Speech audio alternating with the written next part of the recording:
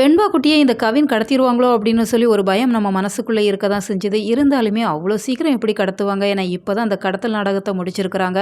உடனே வெண்பாவை கடத்துனாங்க அப்படின்னு சொன்னால் ஸ்டோரி நல்லா இருக்காது அப்படிங்கிறதால நிச்சயமாக வெண்பா தப்பிச்சிருவாங்க அப்படின்னு சொல்லி நம்ம போன வீடியோவிலேயே சொல்லியிருந்தோம். அது போல தான் இப்போ நடந்திருக்கு. வெண்பா ரொம்பவே சேஃபாகிடுறாங்க. இந்த கவினை பொறுத்த வரைக்கும் வெண்பாவை தூக்கிடணும், வெண்பா இருந்தாங்க அப்படின்னு சொன்னால் நம்மளை காட்டி கொடுத்துருவாங்க அப்படிங்கிற மாதிரி தான் நினைக்கிறாங்க. கவின் அவங்க வாய்ஸ் ஃப்ரெண்டு கிட்ட ஃபோனில் பேசிகிட்டு இருக்கிறாங்க. அது என்ன வாய்ஸ் ஃப்ரெண்டு, ஒரு புதிய கோட் வேர்டாக இருக்கே அப்படிங்கிற மாதிரி தான் நிறைய யோசிக்க வைக்கிறாங்க.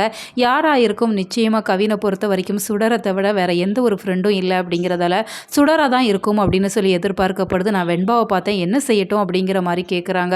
அவங்க ஏதாச்சும் பிக்னிக் வந்திருப்பாங்க, 2 நாளில் போயிடுவாங்க, நீ விட்டுரு அப்படிங்கிற மாதிரி தான் அங்கே இருந்து ரீப்ளை வருது.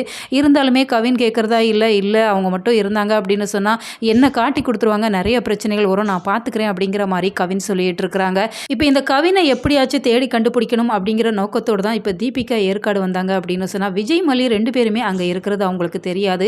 எதர்ச்சியாக பார்க்குறாங்க. பார்க்கவுமே பயங்கரமாக ஷாக் ஆகுறாங்க. இந்த கும்பிட போன தெய்வம் குறுக்க வந்தது அப்படிங்கிற மாதிரி மல்லியை பற்றியே இந்த தீபிகா நினச்சிட்டே இருக்கிறாங்க. மல்லியை எப்படியாச்சும் பழி வாங்கணும், அவங்களோட பழைய பகையை இந்த கேஸை வச்சு முடிச்சிடலாம் அப்படிங்கிற மாதிரி தான் நினைக்கிறாங்க. அவங்கள பொறுத்த வரைக்கும் அவங்க தம்பியோட இறப்புக்கு நிச்சயமாக மல்லி தான் காரணம் அப்படிங்கிற மாதிரி நம்புகிறாங்க.